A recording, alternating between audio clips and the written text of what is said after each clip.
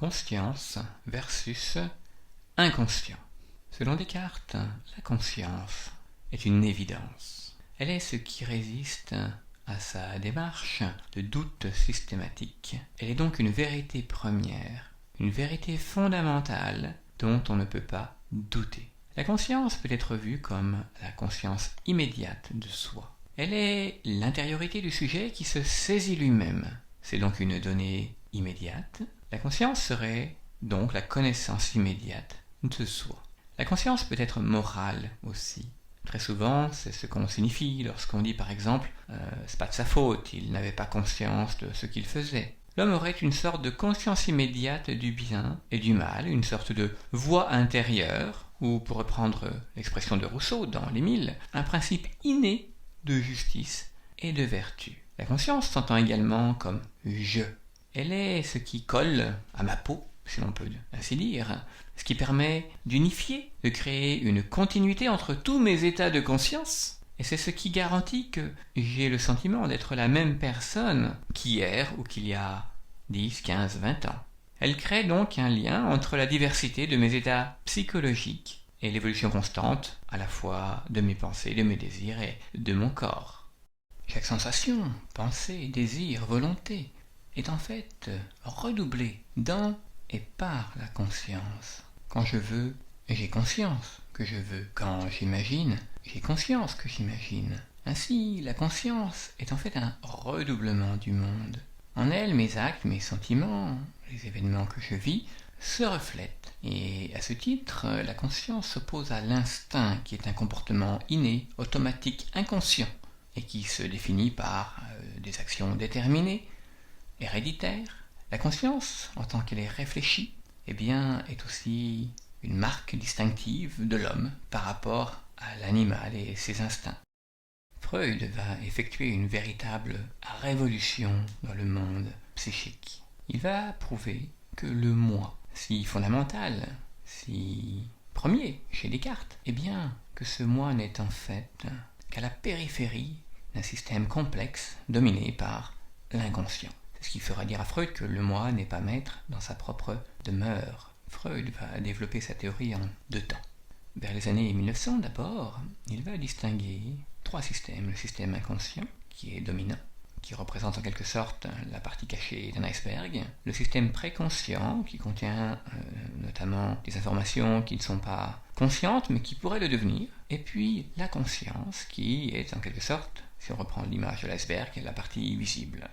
Le système conscient se trouve à la périphérie de l'appareil psychique. Il reçoit notamment les informations du monde extérieur et il est en contact constant en fait avec le système préconscient.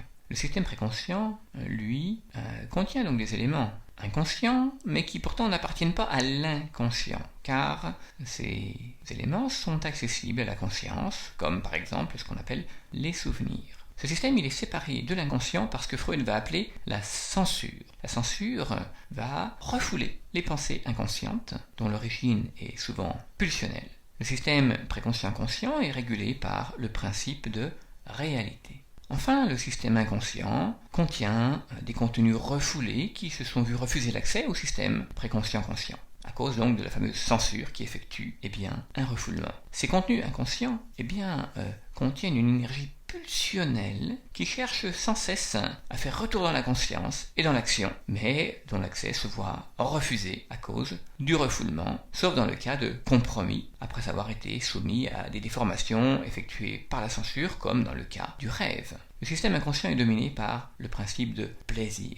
20 ans plus tard, après avoir formulé sa première théorie, qu'on appelle la première topique, Freud va la compléter en élaborant une deuxième topique qui verra apparaître des notions désormais bien connues, le ça, le moi et le surmoi.